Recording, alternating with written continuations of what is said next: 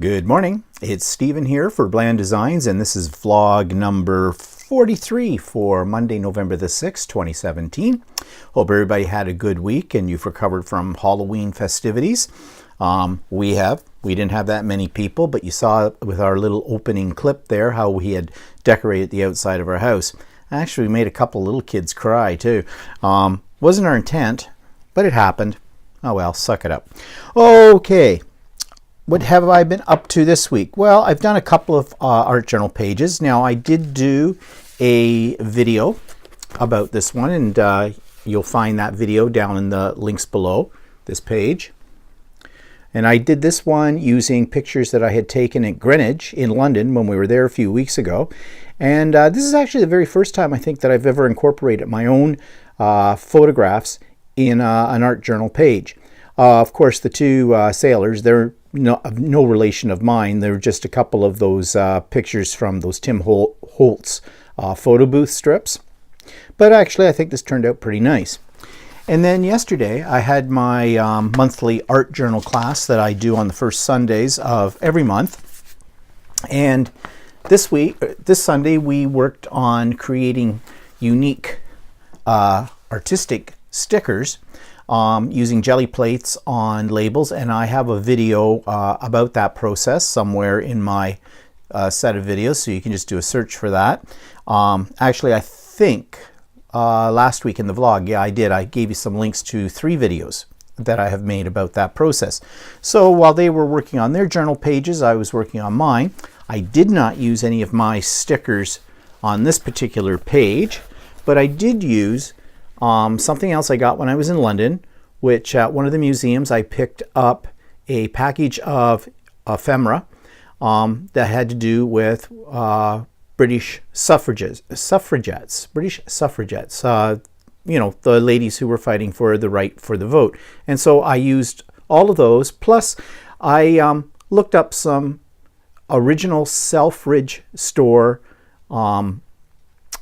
advertisements on Google Images, and I found, and they were from the turn of the 1900s, I guess, early 1900s, when they first opened the store in London. And I used my Cricut Maker to cut out those images. So those images that you see that are like line drawings are actually derived from some old advertisements, and I just thought they kind of fit in with the time period and with the picture and the theme of women and that kind of thing in these pages. So anyways, that's what I did yesterday during my class. Okay, so that's about as creative as I got this week. Didn't do really anything else. So let's see. I guess it'd be a good time then to talk about the YouTube channel of the week.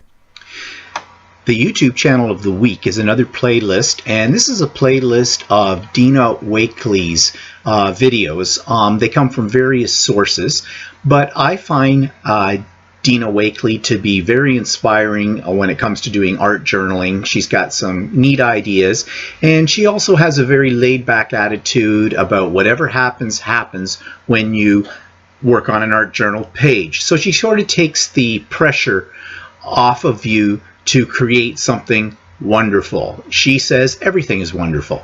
So if you need some inspiration for art journaling especially, I suggest you go to this playlist, and I've listed it in the links below, and check it out. And so I've put the link to that playlist in the comment section below. And I've also put a link for the art journal page with the ships that I did. And I've also put in a link to Stephen and Walter Live. Now this week, I'm sorry that we seem to be juggling our times and not being very consistent when it comes to Stephen and Walter Live, but you know, life gets in the way sometimes. So we had mentioned we were going to try it on Sunday afternoon.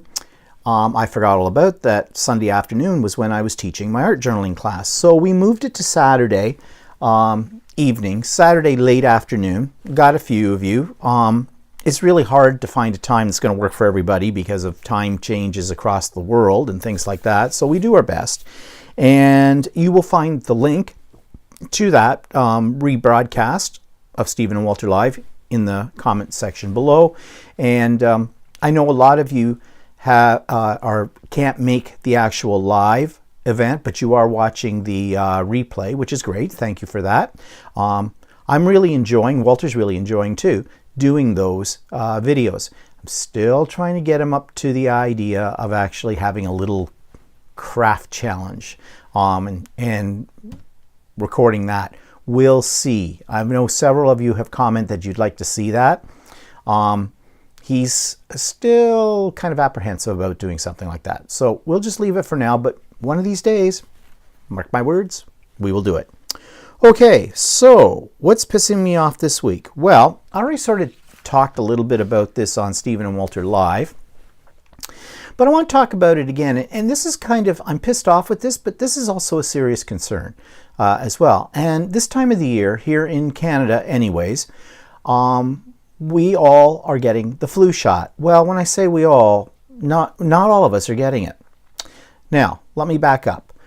What's the flu shot? Well, our provincial government pays for it. It's free to us. Well, free, it comes out of our tax money, of course, but it is free. They used to run clinics every year, you know, kind of a cattle crawl kind of thing, or cattle call kind of thing, where you went in a big gymnasium somewhere, and they'd have these tables and these health professionals all lined up, and you'd line up and get your shot. Well, now what they've done is they've streamlined it a little bit more, or, well, I don't know if you can call it streamlining, but basically most of the pharmacies now will give you a free flu shot, which is great.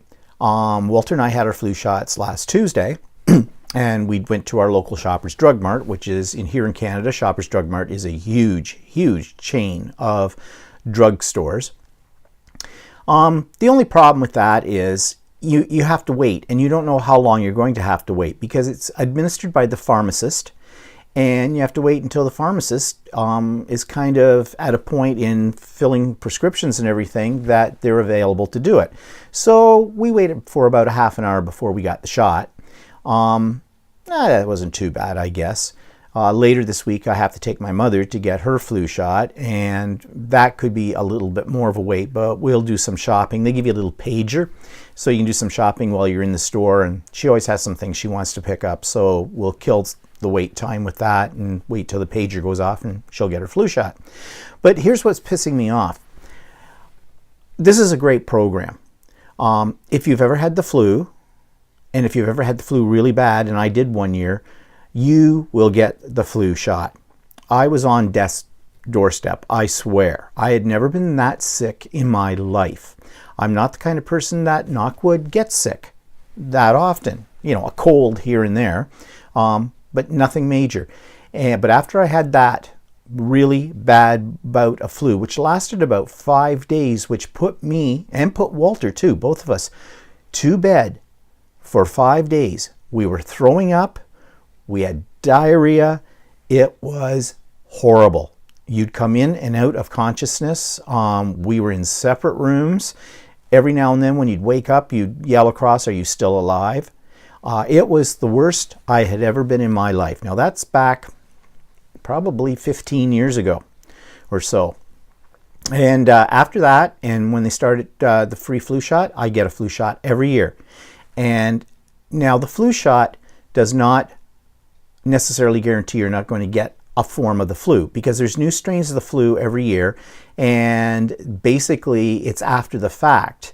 You don't get the flu shot vaccine does not have all the stuff it needs to have in it to fight every strain of flu.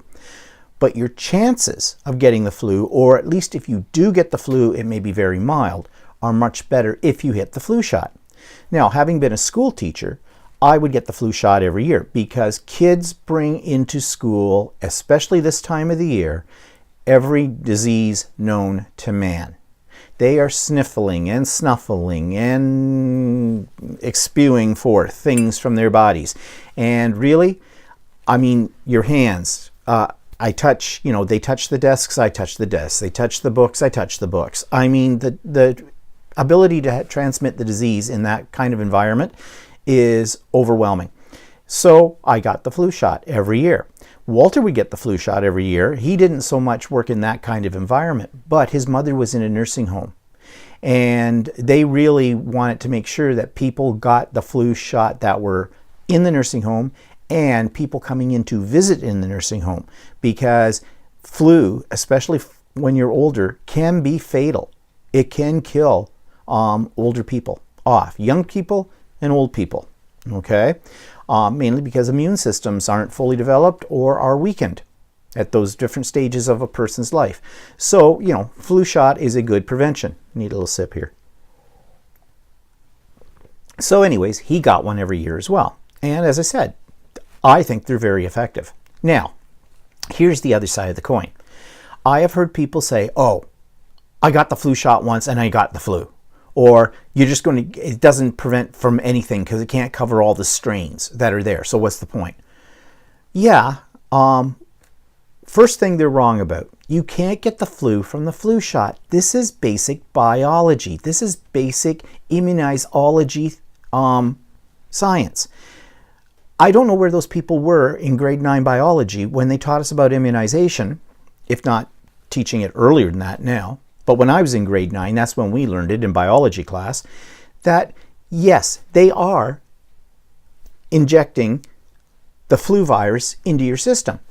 But it's a dead version. It can't hurt you, but it allows your system to build up the antibodies that fight the flu. That's basically how immunization works on anything. Okay, I know I'm grossly oversimplifying it, but I'm not a doctor, I'm not a science major, that kind of thing. But that's the basic fundamentals of immunization. So these people who say, oh, they got the flu because of the flu shot, like the flu shot gave me flu. That's wrong. That's wrong. The other belief is that, well, yeah, but it doesn't cover all the strains, so it doesn't really protect me. Well, that's true. I've said that already. It doesn't cover all the new strains. However, it covers a lot of the strains, probably the more common ones. So your chances are much better that you aren't going to get the flu, or you're going to be less sick if you do get the flu if you've had the flu shot.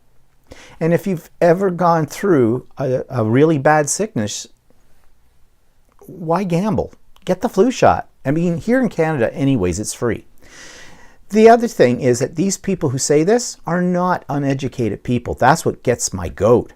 I heard this from teachers. I've heard this from health professionals like nurses. Nurses? Come on.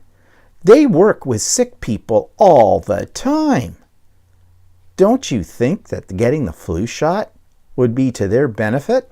And teachers, especially elementary school teachers, as I've already said, those kids bring in everything. And yet these people won't get a flu shot. And these are smart people. These are not stupid people. So, there's still a lot of work to be done. The other thing, too, is social consciousness, all right? You may not want to get the flu shot, but it is not your right to get sick and spread that sickness to other people. It is not your right at all. I think it should actually be made as a mandatory law that all Canadian citizens, I can't say for the rest of the world, it'd be good for the rest of the world too, but all Canadian citizens have to get a flu shot. If they don't get a flu shot, they'll do what they do with the kids who don't get immunization when they come to school. They get a warning, and the warning says to the kids, you are going to be sent home and you will not be allowed to come back to school until you can prove from doctor's notes that you have had all your shots. They can do the same thing with the flu shot. You have to prove to your place of employment that you have had the flu shot. Otherwise, you can be suspended from work without pay, and that would be the law. Okay?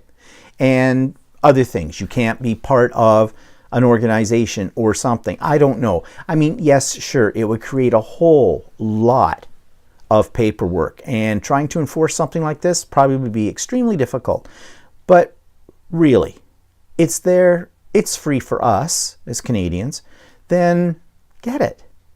You know, unless there's some kind of circumstance where, you know, there's some form of an allergic reaction or something like that, something that is a health-related complication with the flu shot, and not, oh, if I get the flu shot, I'll get the flu. No, that's not a health complication because that doesn't exist. So anyways, what's pissing me off? Well, what's pissing me off are stupid people. I don't care how much education you got, but stupid people who don't get the flu shot, who are risking their own lives by not getting the flu shot, and they're risking other people's lives by spreading the flu. Okay? What do you want? The Black Plague all over again? Who knows? I thought we were smarter than that in our society. Maybe yes, maybe no. Okay, let's move on. Let's move on to techniques and product reviews and things like that. So, got a lot of things to show you that I've picked up in the last week or so. One product I picked up is, and I'll find my sample here, is this. It's called Decofoil Transfer Gel. Now, this comes in two forms. It comes in a paste form, like this, just a creamy white paste. And it also comes in a pen, and I don't think I have the pen close by me, a glue pen. It essentially is a glue, okay? It's a glue that you spread. You can spread it freehand, you can draw with it, you can put it through a stencil. That's what I did. Put it through a stencil as if you were applying something like modeling paste, that kind of thing. You let it dry. It dries clear. It takes maybe about 30 minutes to dry, depending on how thick you've put it on. Then you lay a sheet of heat transferable foil, which this company makes, Decofoil, but there's other brands. Heidi Swapp's foil will work. Even foil that, I'm not sure if you can still buy it, but you used to be able to buy a foil, 8.5 by 11 sheets in gold or silver at office supply places, and they're meant to go through like a laminator kind of a thing. I guess if you're writing up like little certificates or things like that. Anyways, any of the foils that are meant for heat transfer will work. You lay it down on top of that dried glue, just lightly press it down with your hand, and then you put it through your heat laminator. If you don't have a heat laminator, it has to be a heat laminator, not a cold laminator, you can use an iron and some parchment paper. You would simply put a piece of parchment paper, around it, over top of your foil and underneath your card base, and then with a dry, hot iron, just press it down. The foil sticks to wherever that glue is, and you just peel it back and you'll get something like this. I used a Tim Holtz stencil for this. This is a piece of Jane Davenport's scrapbook paper, and I just put the paste on that Jane Davenport paper first, let it dry, put the foil on, ran it through my heat laminator, and I think it turned out spectacular. And in fact, I had the piece that was left over that still had foil on it, but was like the outline. I made this card. So I got two for the price of one. So I just used that piece that took the foil from it, glued it down on top of another card base, the colored paper, and it comes through on the other side. So two for the price of one, really, with that. It works really well.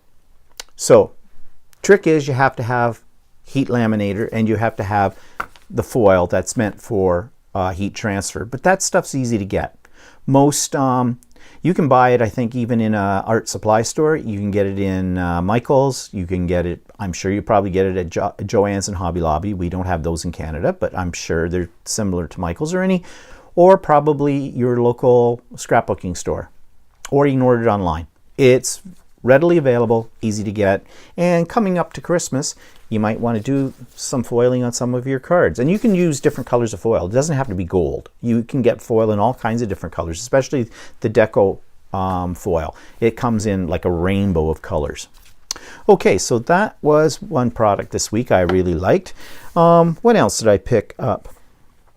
Okay, so you've heard me talk about this place before, but I picked up a set of these. Now, what is this? Actually, I bought 3 of these. So 3 boxes like this, but these boxes have little books. They have 6 little books in them. So as I said, I picked up 3 of these. I think it cost $25 for a case of them.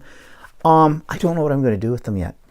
In fact, I didn't even realize it had 6 books and I thought there was only 3. This is what they look like inside. They're just blank pages, but they have sort of a dotted grid on them. So I'm thinking these might make interesting little art journals, you know, miniature kind of thing. Originally I thought I might use these because you get a set of them and they come in a nice little box and you could label each one. I could use these as idea planners. Now, you know, I've got my big book. I did a whole video on that, on where I put my ideas down. But you want to know, quite honestly, I don't use it much. I record my ideas, especially when I'm watching YouTube videos. I do them on my phone in the note pad that's on there. And then I just print them out. And then I was taking them and I was copying them, rewriting them into my big book. But what's the point of that? I've already got them there. I'm just duplicating work for myself. Plus my own handwriting sucks. Sucks really bad. I was chopping them up into strips to put in different sections, so gluing them in. Well, again, what's the point? Excuse me. Okay, sorry about that. That was my phone going off, and I've done a pissed off one about this, but this pisses me off. Some guy with an Indian accent is asking me if I want to have my ducts cleaned. I get one of those phone calls about 3 times a week. And it's so annoying, and I can't block them, and our government doesn't do anything about blocking those kind of things. They're scam to start with as well. Don't get me going. Anyways, what was I talking about? The little books. Okay, so I said that I thought, you know, I could use these books for recording ideas and things like that. And I record my ideas, I told you, on my iPhone. I'm all mixed up now, sorry. Anyways, get back on track here. Those phone calls just annoy me. Okay. Yeah, now what I said. Let me have a sip of coffee. Just a minute. Okay, I use my iPhone, is what I was telling you about in the notepad. And that's working out okay. It's just that then I print them out and I have big reams of paper. So, I don't know. I might use these. I'll see. But I am thinking, I've got 3 boxes of them. And they're cute. You know, the size. So I am thinking of doing maybe a type of art journaling or a little collage book, or some people call it a paste up book or something, glue book, something like that. Maybe. I'll see. If any of you have any ideas of what I can do with these, just put them in the comments below. But I thought they were cute, okay, when I saw them. All right. What else did I buy? Oh, yeah, I also bought at Lee Valley a big roll of what look like paper towels. This is what one looks like. There are 20 on a roll for about $8. And of course, everything I'm talking about is in Canadian dollars, right? But these are reusable. You can wash them. And they're very, very strong. So they say you can rewash them up to about 20 times. So I'm kind of trying to get myself out of the habit of using massive amounts of paper towels and baby wipes. So this I thought would be a good idea. Now I have rags that I use as well, which are part of that collection of old white napkins. And as an aside, I went through my napkin cupboard and I pulled out all my white napkins that I had, and now I don't have any white napkins at all. I saved them. They've all been washed again. Well, they're always washed. I mean, you know, use them once you've washed them, kind of a thing. At least I do. And but I bleached them all again to just give them another treatment, see if I can get those stains out, or at least less obvious. And I've got them in a drawer. I'm going to use them for either cleaning cloths, like cleaning up my desk area, my paints and things like that, or I'm going to turn some of them into napkins, napkins again. And speaking of that, I bought this some time ago. I bought it in that place I told you about that's north of me in Aurelia, that Rabbit's Warren of a craft store up there. What was that called? Paper Capers. And I saw this, and it's by Ink Essentials. It's by Ranger, and it's called Clear Fabric Medium. And I was reading the back of the bottle, and this is why I bought it. It says, create custom fabric paints with acrylic-based clear fabric medium mix with Ranger archival inks, perfect pearl powders, Adirondack pigment, and alcohol inks. Works with glitters and embossing powders too. Now all you do is you take like perfect pearls, that's mica powder basically, pigment powder, put it in a little cup, pour in a little bit of this, mix it up to the consistency you want, and you can paint with it. So I tried it, and it works. Now I haven't tried to wash it. I just did it on a little tiny square of one of those white napkins. I cut it out and tried that, but it seems to work. The only thing is I don't know, my lips are cracking. Sorry. Jeez. I don't know if maybe I made it a little too thick. That's a possibility. Because it doesn't give you any proportions on that, what ratio of the medium to whatever you're mixing it up with. So the material comes out when it dries a little on the stiff side. I don't know if I wash it, if that's going to change that. It says to leave it for about 72 hours before you wash it again. So I'm going to try it on a bigger one. I'll use this, do some stencil work and that kind of thing on it, and we'll see how that works out. But just another little product that's kind of fun and something different as I recycle my napkins. Okay, what other things did I buy? Well, I haven't tried this yet, but I've seen Julie Fathe Balzer use it, and I ordered some. It took a while to get. It's called Decolorant. And apparently you apply this to something that has color in it, like material, and like maybe through a stencil, and it works like sort of like a bleach. It will take the color out of the piece of material that you've applied this to. And I think it says apply with brush, stamp, sponge, applicator, stencil, or screen print. Allow to dry, then iron on highest setting suited for the fabric type. For extra color removal, iron with steam. A heat gun may also be used, especially if the print is still damp. Color will leave at this stage. After color removal, wash fabric with something called Synthropol or a mild detergent to return to natural softness. So it's activated by heat. So I guess once you iron it after it's dry, the color just comes out. Now I don't know what that does to your iron. I'll have to try it and see. Well, it's my craft iron, so it won't matter. But I haven't tried it yet. But I mean, you might be able to do something similar with bleach, except that if you want to put bleach through a stencil, you can't. This is thick-ish by the sounds of things. So it will, stick more. Ordinary bleach would just run underneath your stencil and make a mess. Plus, I'm not really good with bleach. I can get bleach on me without even looking at it. I don't know how that is, but I've ruined more things by trying to use bleach for other than washing purposes. So I've got this to give it a try, and in future videos I'll let you see what happens with that. Also, when I was at Lee Valley, I picked up this little accident eraser kit. It has 4 what look like erasers in it, and they're for different things. There's a metal cleaner, leather cleaner, wallpaper cleaner, and floor cleaner. So it says that if you get marks on, say, on a wall or a floor, say on your hardwood floor, you get a scuff mark. Apparently you take this particular eraser and you can rub it out. I have tried the wall one on a couple of spots, and it does seem to work. So I thought, Oh, that's kind of interesting. They weren't that expensive. Can't remember what I paid for it. It was under $10. I'm pretty sure of that. Lee Valley has all kinds of cool things. And if you are not from Canada or if you've never heard of Lee Valley, look it up online. I think it's just leevalley.ca, because you can order stuff online from them. But they have some really cool gadgets. And their stuff is not cheaply made. It's quality, okay? So it's not like buying something from a mail order catalog, that's made in Japan or China or something like that. It's all very good quality stuff, but they've got some really neat ideas. So, and it's right across the spectrum. It's gardening, cooking, household products, stuff like that. It's everything.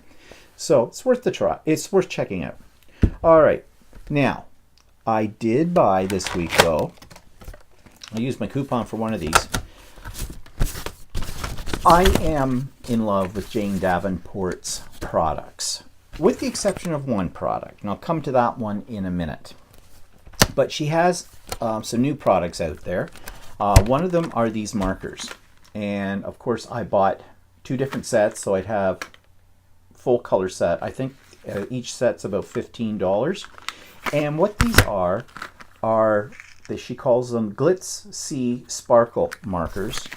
And yeah, Glitz C as in SEA, sparkle markers. So these will create shimmer. So I'll show you. I did a little swatch of all the colors, and you can see the shimmer on them.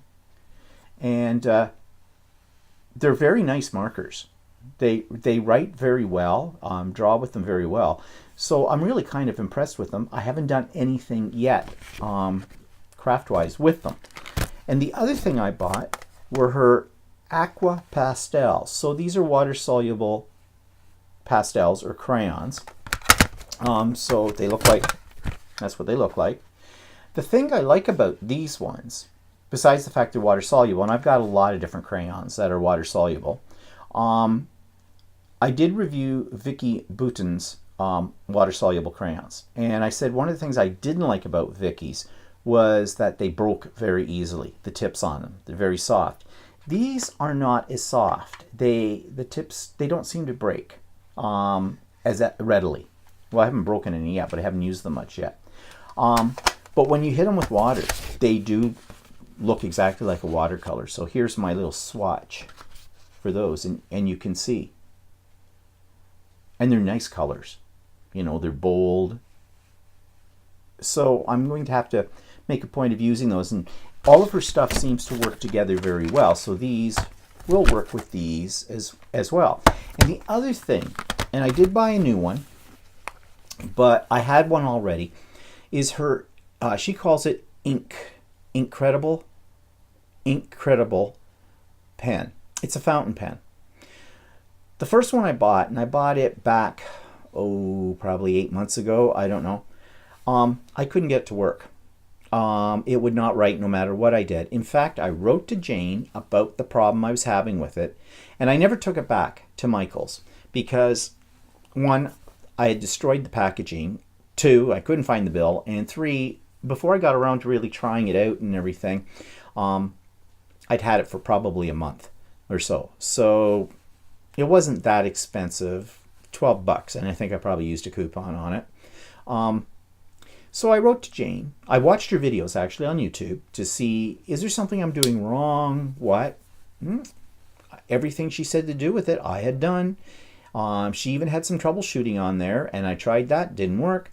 So I found her on Facebook, and I sent her a private message. I didn't figure she'd answer back to me, because who am I? Really. But she did, and she gave me some ideas to try, and I tried them all, and it still didn't work. And she said the other thing is, too, I could contact American Crafts, because that's the company that makes it. Yeah, I've been that route before with American Crafts and their writing utensils. If you go back about a year or so, on my videos, you'll find one about Project Life pens. And I basically fought with American Crafts because 2/3 of the box that I bought, and I had ordered this box of pens, didn't work. And I tried everything. And they were expensive. They were about $50, I think, at the time. I wrote to them, And I took pictures of them, and finally, after it took several months, they finally replaced them.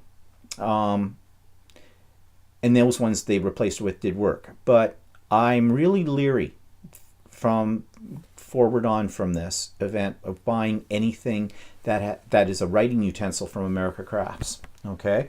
Or as Walter likes to refer to them, American crap, okay? Whatever. That was my experience anyways. I'm not saying that everybody would have that experience. I did buy another one of Jane's pens, and this one works fine. However, as far as fountain pens go, one, I'm not a big user of fountain pens. She claims that her fountain pens will write over top of acrylics. I haven't really tried that yet. And that's really what I bought it for, because there are so few pens out there that'll write over top of acrylic. So if you want to put some writing or some doodling on a journal page and you've got acrylic paint on it or medium, half the time most of the pens will not write on that. I think the only one that I've had success with that is the Uniball Signa pen, the white ones. So that's why I have that fountain pen from Jane as well. But I do love her stuff. It's expensive. Use your coupons. Okay, anything else to show you? Yes, I picked these up yesterday. I ordered these, and when I was doing my class at the scrapbooking store, Class Act, these had come in. I'm trying to hold back on buying rubber stamps because, to be honest, I have a lot of rubber stamps and I don't use them. But the ones I do use are usually background stamps and some sentiment stamps. But these are new from Dina Reevely and Diane Reevely. And they're fun. This one, I saw her doing some creations with it. It's called Flight of Fancy. So you've got this butterfly-like creature, but she kept the wings separate. And these are octopus or squid tentacles and feathers. But it's the combination. You can stamp these and make wicked-looking creatures. And she has a very whimsical imagination when it comes to this kind of stuff. So I thought it might be fun. I also got Everything's Rosy, some more of her crazy flowers. I have some of her other flower sets as well. I especially like these ones though. She calls those roses. So I got this. And this one, I wasn't going to buy it, but then I thought it's cute and I love cats, so I got it. And it's called Putty Cat, and it's these crazy ones. Now, the owner of the craft store, Class Act, she said she's going to do a class using these, and she's going to separate the head and put it on one of those little wobble things so it wobbles on the card. And she said you can make probably a shaker card like with this one. You cut this part out and make it into a shaker card. So that's kind of fun.